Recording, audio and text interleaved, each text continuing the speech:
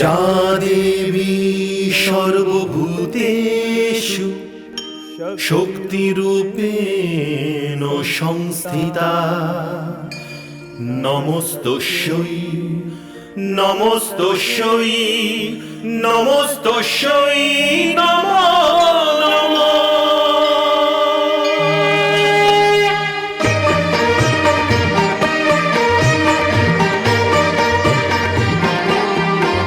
হে মা তুমি ভবতারিণী, দুঃখ যজ্ঞ বিনাশিনী। হে মা তুমি ভবতারিণী, দুঃখ যজ্ঞ বিনাশিনী। হে সর্বমন্ত্র মহিমা তুমি সর্বদানব ঘাতিনী। হে সর্বমন্ত্র মহিমা তুমি সর্বদানব ঘাতিনী। হে তারিণী, হে তারিণী, নারায়ণী নারায়ণী, শক্তি তুমি, শক্তি তুমি, শূলধারিণী শূলধারিণী।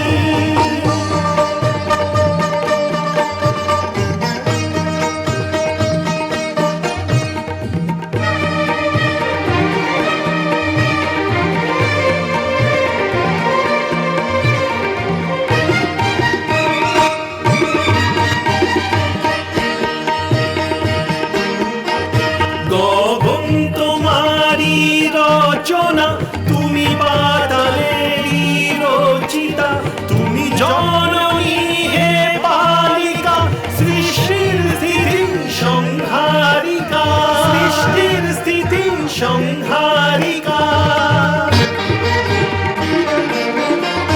ঘন শ্যামর ভূপতিতে বিলীন তোমারি কল্পনা।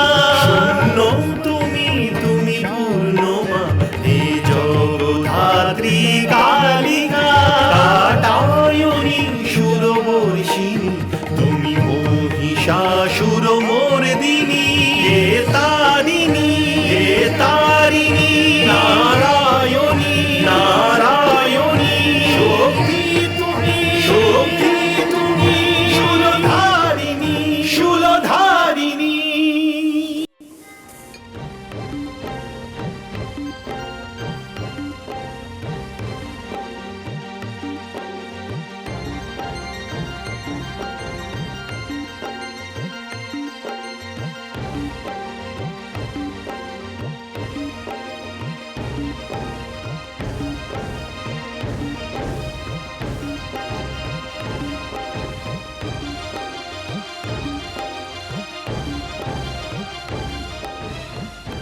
মহান প্রজাপতিকে আমার প্রণাম। আমি আপনার প্রণাম গ্রহণ করতে চাই না। আমি দুঃখিত যে আসতে বিলম্ব হল, যে কারণে আপনি ক্রুদ্ধ। আমি ক্ষমা প্রার্থী। আপনি জ্যেষ্ঠ, প্রজাপতি আছেন, মানবের কল্যাণের হেতু এসেছেন। দয়া করে আমার প্রণাম গ্রহণ করুন। আমি তো কাশীনগরীকে পণ্ডিতের নগর বলেই মনে করতাম। আমি জানতাম না যে ষাঁড়ের পিঠে চড়ে চলে যাওয়া, শরীরে ছাই মাখা, বাঘ ছাল গায়ে দেওয়া, সাপের মালা পরা একজন মানুষ কাশীবাসীদের এত পূজনীয়, এত শ্রদ্ধেয়, যার আসা মাত্র সবাই অধ্যক্ষকে অসম্মান করে তোমার দিকে দৌড়ে যাবে। হে প্রজাপতি, আমি আমার সবকিছু মানব কল্যাণের জন্য সমর্পণ করার সিদ্ধান্ত নিয়েছি। আমার পোশাকের দিকে মন দেবেন না। রূপে কি আসে যায়? রূপ তো বাহ্যিক প্রদর্শন। মানুষের আসল পরিচয় তো তার আচার, বিচার এবং ব্যবহারে লুকিয়ে থাকে।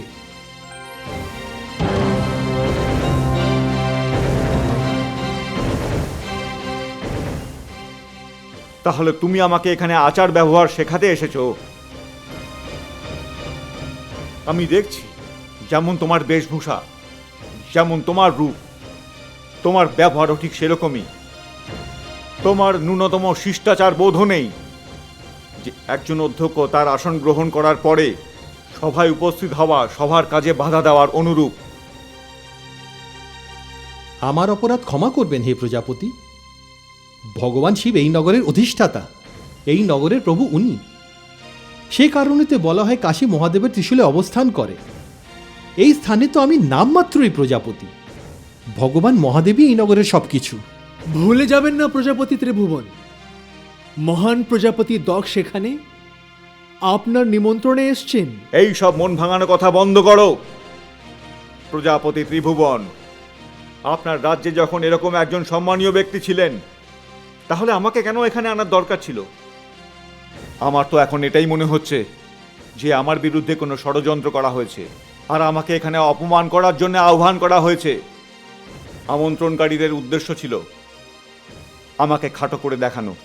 না না প্রজাপতি, এরকম ভাববেন না। এই রাজ্যে পণ্ডিতদের সম্মান করা হয়, যে মহান জনদের এখানে সম্মান জানানো হয় তারা তা সদা মনে রাখেন। আমি এখানকার অপমান ভুলতে পারবো না। যেমন তুমি, তেমনই তোমার এই রাজ্য, আর তেমনই এখানকার লোকজন। পিতাশ্রী, এনারা নিজেদের ভুলের জন্য আপনার কাছে ক্ষমা চাইছে। না পুত্রী,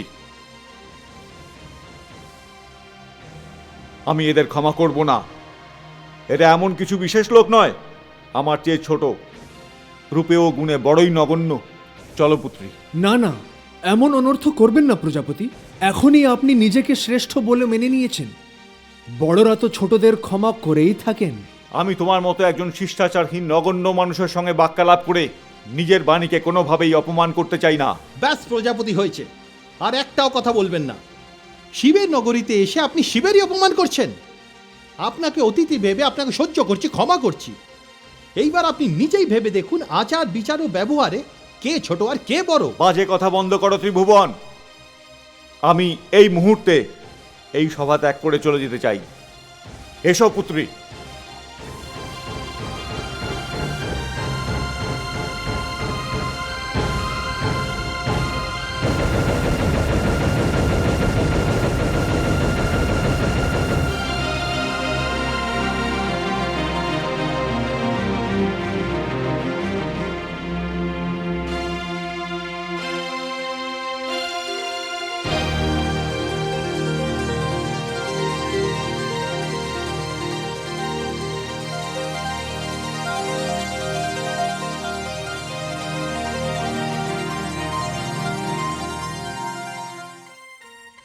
শক্তিকে শিবের প্রণাম।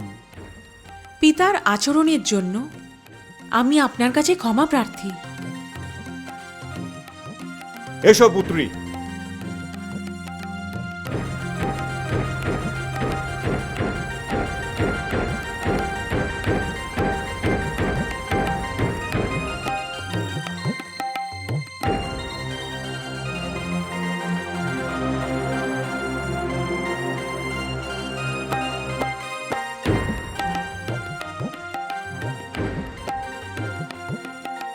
আমাকে ক্ষমা করবেন প্রভু। এতে ক্ষমার কি আছে? এতে আপনার কি দোষ? প্রজাপতি দক্ষকেও আমি দোষী বলছি না। এখানে যদি কারোর দোষ থাকে তো সে আমার। আমি এই রূপ বিসর্জন দিতে পারি না। আমার কাছে যদি ব্যবহার না থাকে আমি কি করব? ধন্য আপনি প্রভু, কত সোজা আপনি। তাই আপনি শিব। হে মহাদেব, উপস্থিত পণ্ডিতেরা এই বিষয়ে দুঃখী যে আজকের বিষয়ের ওপর তারা অধ্যক্ষের মতামত জানতে পারলেন না। দুর্ভাগ্য এই যে উনি চলে গেলেন, কিন্তু আপনি তো আছেন প্রভু। হ্যাঁ, এই বিষয় তো রয়ে গেল। এই সভার উদ্দেশ্য পূর্ণ হলো না। হে প্রভু, অধ্যক্ষের মতামত তো জানা গেল না। দয়া করে এই বিষয়ে আপনি নিজের মত দিন। উপস্থিত সমস্ত লোকেদের আশা যে তারা আপনার কথা শুনতে পাবে।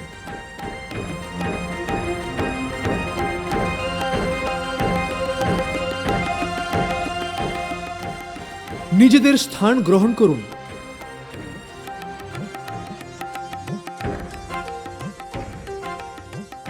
আজকের বিষয় হচ্ছে নারী, নারী শক্তি। সংসারের সব থেকে বড় যন্ত্রণা প্রসব যন্ত্রণা, যা নারী অবহেলায় সহ্য করে নেয়। তাই তো তাকে মাতা বলা হয়। ব্রহ্মার মতন নিজের সন্তানকে গড়ে তোলে বিষ্ণুর মতন সে সন্তানের পালন পোষণ করে আর সন্তানের শত্রুদেরকে মহেশ হয়ে বিনাশও করে। সেই কারণে তাকে শক্তি বলা হয়। ধরণী ব্যতীত আকাশ শূন্য, তরঙ্গ ব্যতীত সাগর শূন্য, আর নারী ব্যতীত সবকিছুই শূন্য। নারী এই ব্রহ্মার শক্তি। সত্য তো এই যে আমি শিব, শক্তি ভিন্ন শিব নয়, শুধুই সব। অতি উত্তম। বলো ভগবান শিবের জয়, বলো ভগবান শিবের জয়। আমার সাথে বলুন, শক্তির জয় হোক, নারীর, জয় হোক, নারী শক্তির। জয় হোক। হে আদিশক্তি, আমি প্রজাপতি দক্ষের আচরণে খুব আঘাত পেয়েছি। আপনি প্রকৃতি ও পুরুষের যে ব্যাখ্যা দিয়েছেন তাতে তো প্রজাপতি দক্ষ বিফল হয়েছেন। ওনার মধ্যে জ্ঞানের পাশাপাশি ক্রোধের মাত্রাও অনুরূপ, আর এই ক্রোধ অহংকারের ফলাফল। হে আদিশক্তি, এর ফলে তো গৌরীর পথে বিঘ্ন আসতে পারে। হে দেবী, এই তো সবে মানবের সৃষ্টি হয়েছে, এখনো অবধি এই পটে যত রং দেওয়া হয়েছে তারা সবই কাঁচা। এখন তো সবেমাত্র তার দেহ গঠিত হয়েছে, বুদ্ধি ও জ্ঞান হয়নি। এখন তো সম্পর্ক আর জ্ঞানের পরিভাষা ওর জন্য অজানা। আবেগের সমাদর, একে অপরের জন্য ত্যাগ, পরিস্থিতির সম্মুখীন হওয়া, বিঘ্নের সাথে লড়াই, এখনো তো কিছুই শেখেনি সে। এখনো সে অপূর্ণ। এখন প্রেম ও সাধনার জন্মই হয়নি তার হৃদয়ে। এখন তো এই সোনাকে আগুনে জ্বলে পুড়ে কাঞ্চন হতে হবে। কিন্তু এসব কি করে হবে আদিশক্তি? হে দেবী, আমি যুগলের যে প্রথা শুরু করেছি তাতে আমি দিনের সাথে রাতের, অসুখের সাথে ঔষধি, বিষের সাথে অমৃত, সমস্যার সাথে সমাধান আর প্রশ্নের সাথে উত্তরকেও রেখেছি। আর সত্য তো এই যে গৌরীর জন্ম এই লক্ষ্য পূরণের উদ্দেশ্যেই হয়েছে। সেই পরিস্থিতির মোকাবিলা করতে শেখাবে, সেই সম্পর্ক আর আবেগের পরিভাষা শেখাবে, সেই এই ছন্নছাড়া জীবনকে গুছিয়ে দেবে, সেই এই মলিন দৃশ্যকে রঙিন করবে, সেই এই জীবনের অর্থ বোঝাবে। আর এই রণাঙ্গনে সে একা নয়। একদিকে যেমন গৌরী, তেমনি আরেক দিকে আছেন শিব। আর শিবের অর্থ যে মঙ্গল করে। কিন্তু হে মা শক্তি, প্রজাপতি দক্ষ ওনাকে মঙ্গল করার সুযোগ দিলে তবে না। হে দেবী, গৌরী ও শিবের পথের বাধা তো সংসারে কোনো শক্তি হতেই পারবে না। কিন্তু হে মা শক্তি, এই পরিস্থিতিতে কি হবে আমাদের গৌরীর?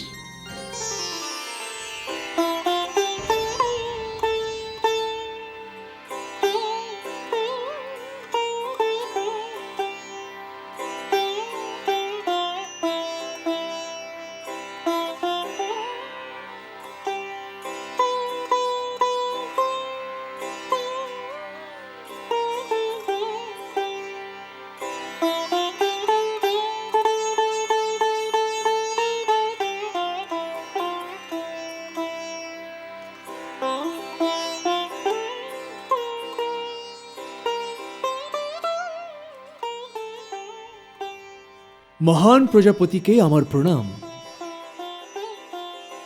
আমি দুঃখিত যে আসতে বিলম্ব হলো, যে কারণে আপনি ক্রুদ্ধ। আমি ক্ষমা প্রার্থী।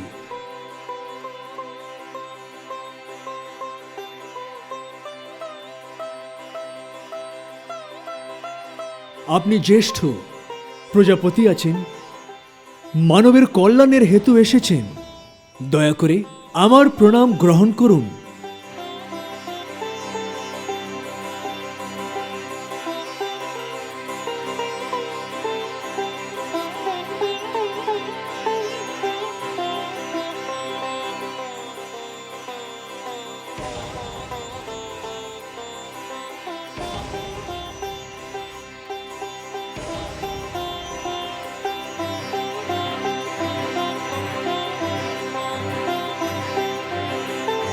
শক্তিকে শিবের প্রণাম।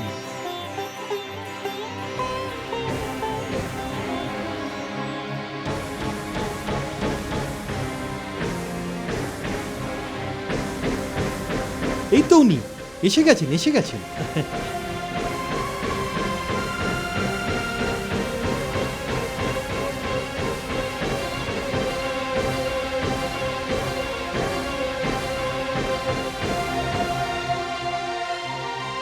আমার পোশাকের দিকে মন দেবেন না। রূপে কি আসে যায়? রূপ তো বাহ্যিক প্রদর্শন। মানুষের আসল পরিচয় তো তার আচার, বিচার এবং ব্যবহারে লুকিয়ে থাকে।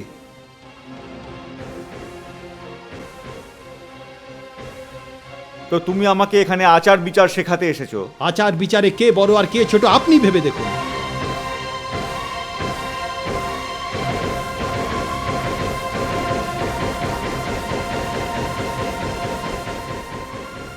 ব্যাস প্রজাপতি হয়েছে, আর একটাও কথা বলবেন না। আপনি শিবের নগর এসে শিবকে অপমান করছেন। আপনাকে অতিথি ভেবে সহ্য করছি, ক্ষমা করছি। এবার আপনি নিজেই ভেবে দেখুন আচার বিচার ও ব্যবহারে কে ছোট আর কে বড়। বাজে কথা বন্ধ করো ত্রিভুবন।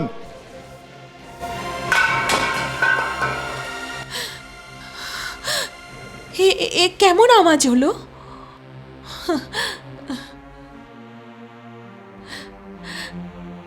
আপনি? হ্যাঁ আমি। কিছু কারণে আমি ভাটিকাতে গিয়েছিলাম, কিন্তু আপনার তো পুরো 1 সপ্তাহ পরে কাশি থেকে আসার কথা ছিল। অকস্মাৎ কি এমন হলো? আপনি ফিরে এলেন কেন? আমাকে জিজ্ঞেস করো না ওখানে কি হয়েছে সে কথা। আপনাকে অস্থির দেখাচ্ছে। নিশ্চয়ই সেখানে কিছু ঘটেছে। ওটা পণ্ডিতদের সভা ছিল না, অশিক্ষিত অভদ্র মূর্খদের সভা ছিল। এ আপনি কি বলছেন পতিদেব? হ্যাঁ, শিবের মতো একটা অসভ্য অভদ্র নগণ্য ব্যক্তিকে ওখানে প্রধান অতিথি করা হয়েছিল। এরকম একজনকে কাশীবাসী নিজেদের পূজনীয় মনে করে। ওদের মূর্খ ছাড়া কি বলা যায়? আমার জীবনে আমি এরকম খাপ ছাড়া মানুষ আগে কখনো কোথাও দেখিনি। কিন্তু কি হয়েছিল সেখানে? ওনাদের নিমন্ত্রণ স্বীকার করে আমি ভুল করেছিলাম, আর সেই ভুলের প্রায়শ্চিত্ত করতে হলো আমাকে। ওরা ওখানে আমাকে ডেকে আমার অপমান করেছে, ঘোর অপমান। এই অপমান আমি সারা জীবনেও ভুলতে পারবো না। দেবী, এই ব্যাপারে আমি আর কোনো একটা কথাও বলতে চাই না। আমি একা থাকতে চাই, আমাকে একা থাকতে দাও।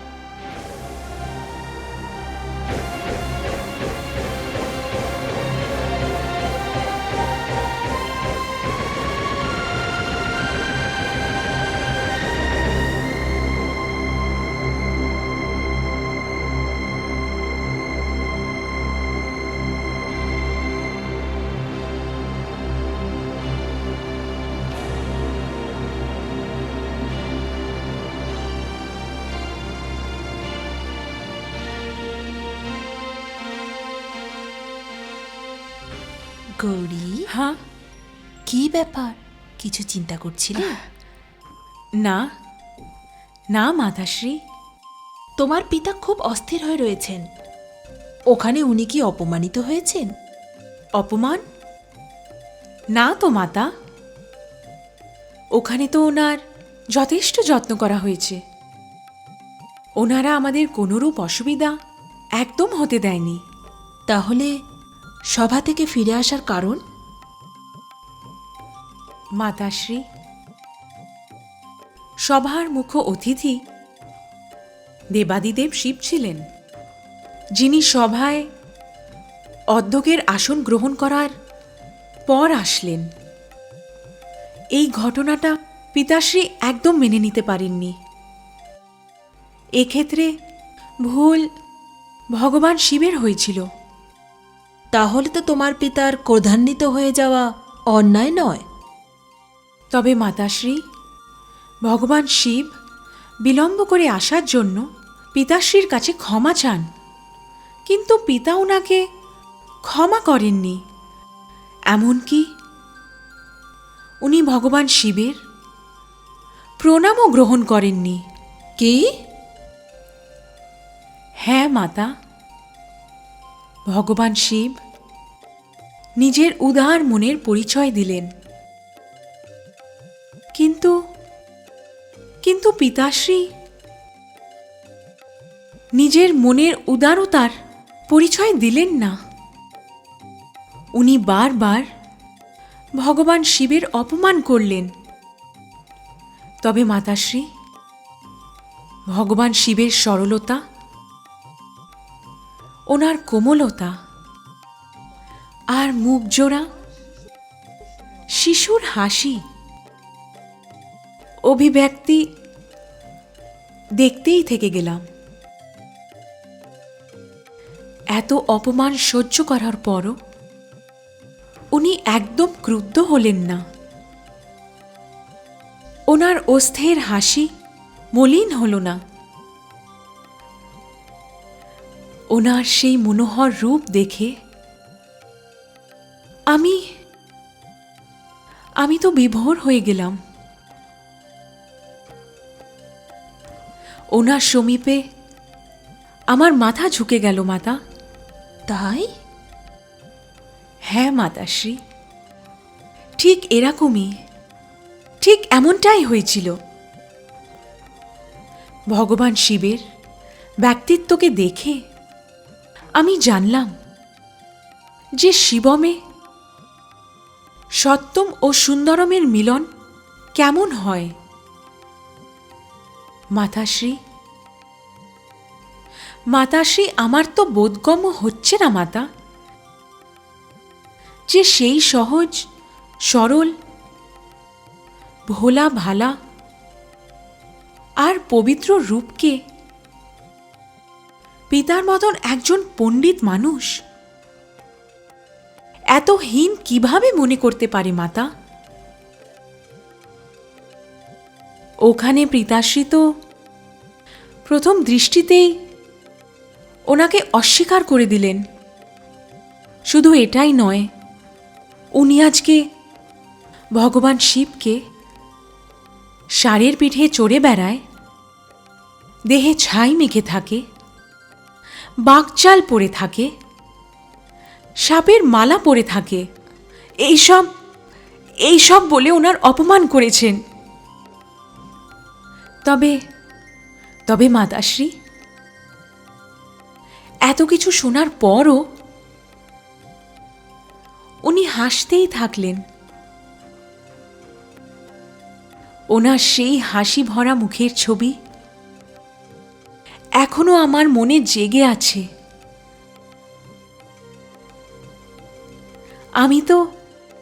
আমি তো পিতার দিক থেকে ওনার কাছে ক্ষমাও চেয়েছি, কিন্তু কেন জানি না আমার মনে হয় যে আমার ক্ষমা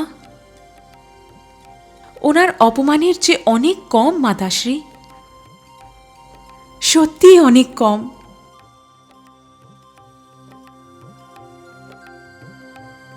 হে ঈশ্বর, এ তুমি কি করলে?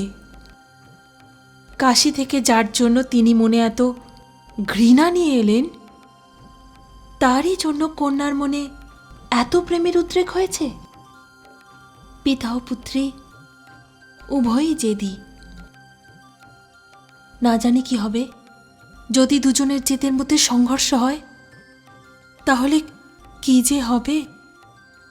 আমার গৌরীকে রক্ষা করুন ঈশ্বর, রক্ষা করুন।